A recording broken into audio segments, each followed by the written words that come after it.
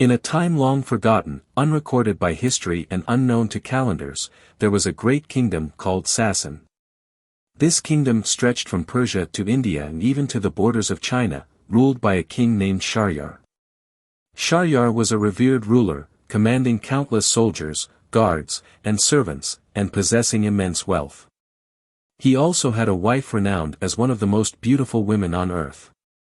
His people adored him, seeing him as the epitome of justice and strength. But Shahryar was not alone in this tale. He had a younger brother named Shah Zaman, who ruled the city of Samarkand. Though a king in title, Shah Zaman's rule was subordinate to his elder brother, much like giving a younger sibling a disconnected game controller just to keep them entertained. Both brothers lived in separate cities, spending 20 long years apart, engrossed in their duties as rulers. One day, Shahryar was overwhelmed with longing for his brother.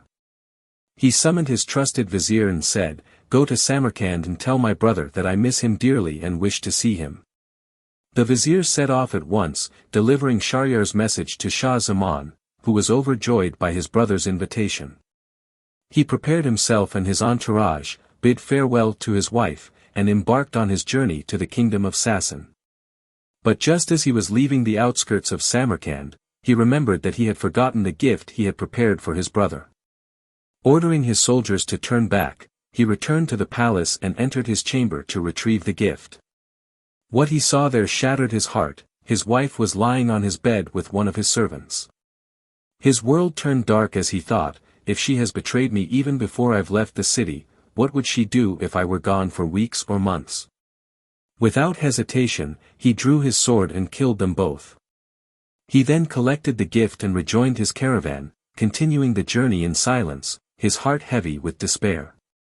When Shah Zaman arrived at the kingdom of Sassan, he was greeted with grand celebrations. The city was adorned with decorations on Shahryar's orders, and its people came out in droves to welcome the visiting king. Yet Shahryar noticed something strange about his brother. He seemed sorrowful, pale, and frail. Though Shahryar wanted to ask what was troubling him, he hesitated, assuming it might be due to the fatigue of travel. Days passed, and Shah Zaman's condition worsened. Shahryar, concerned, invited his brother to join him on a hunting trip, hoping it would lift his spirits. Shah Zaman thanked him but declined, preferring to stay in the palace. Shahryar did not press the matter and left for the hunt with his guards, leaving Shah Zaman alone in the palace. Sitting on the balcony of his chamber, which overlooked the palace garden, Shah Zaman gazed into the distance, his heart weighed down by sorrow.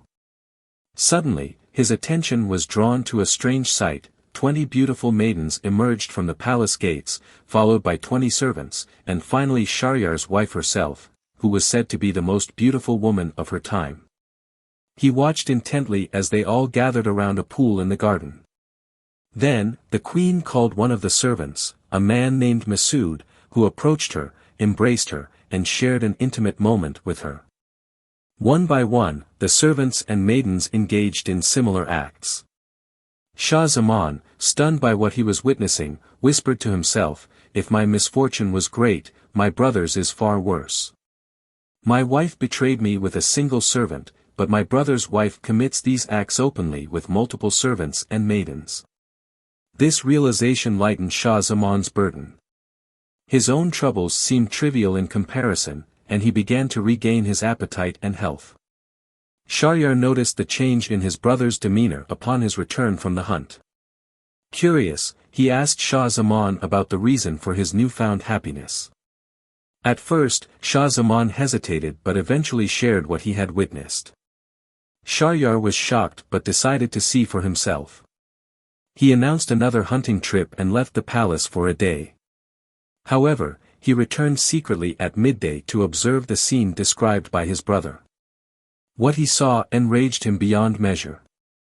He decided then and there to take an action that would change his life and set the stage for one of the most famous tales in history, the story of 1001 Nights.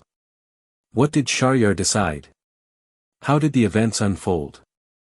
That, my friends, is a tale for another night.